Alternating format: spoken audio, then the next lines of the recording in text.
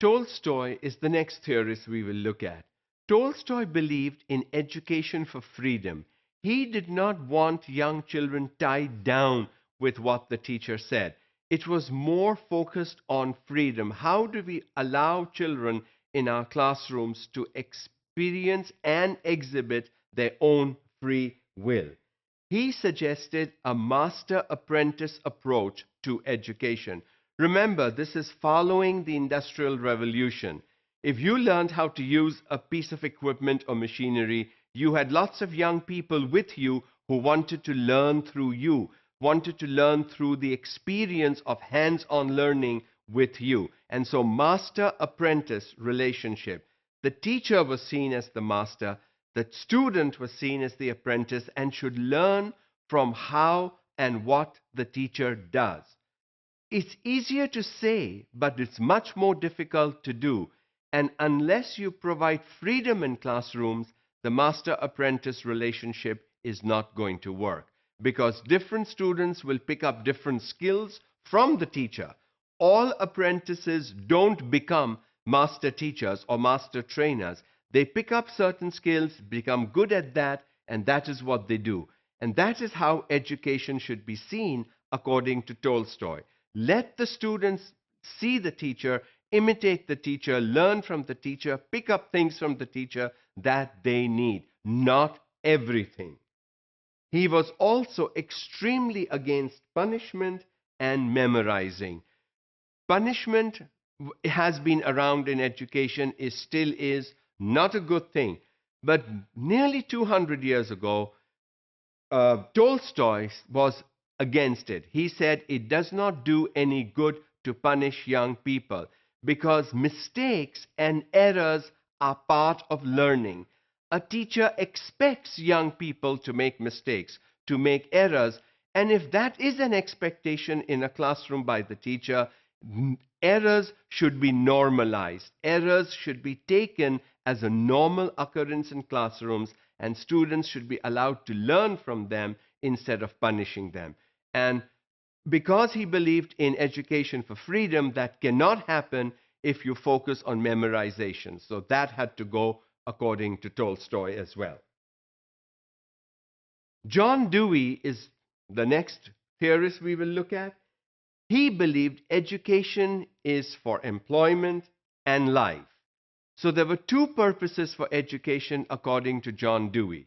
You had to find a job. That's why parents sent you to schools and sent you to higher education so you could get better paying jobs and you could lead a good life. Education, according to Dewey, is life. It is not preparation for life. Now, that's a great philosophical change in thinking, that education is life. It is not preparing you to lead a better life, but it is your life in itself. And that is a strong philosophical point that brings about major changes in education. If education is actually life, holistic education now begins to come to the front because only mental development would not be seen as good enough. Education teaches a child to think through action. Again, it is hands-on learning, engaged learning, experimental learning. That's when students are engaged in their learning. So, John Dewey also focused on education that provided children with opportunities to practice, not just recite, not just write, but actually do the practice, practical applications of what was being taught. And according to Dewey, teachers must be a guide to students, not a dictator. Generally, teachers say, I said it, so do it. That is not how classrooms should be run. I told you, just go ahead, no questions. Not a good way to run a classroom. According to Dewey, a teacher should guide students, not dictate to them, not tell them what to do all the time, but to help them do what they need to do. Maria Montessori is the next theorist we will look at, and she believed in sensory education. She again was somebody who focused on early years education and hands-on education, and sensory education is students should feel, touch, experience what they are talking about or discussing or learning in the class. Used mostly in early years, early education, that is preschool education, can go into class 1 and 2, but cannot really continue beyond that. Sensory education is early years education. Learning through self-discovery and interest allow children to find out for themselves what is good for them, what is of interest to them. Self-discovery lets students find out on their own, because when students discover things on their own, they remember it better than if they read about it, if they are told about it, if they write about it. It doesn't last.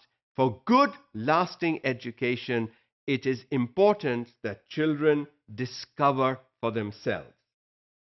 Uninterrupted play, work time, loosely structured classrooms. She did not believe in a timetable. She did not believe in a schedule. She said loosely structured classrooms.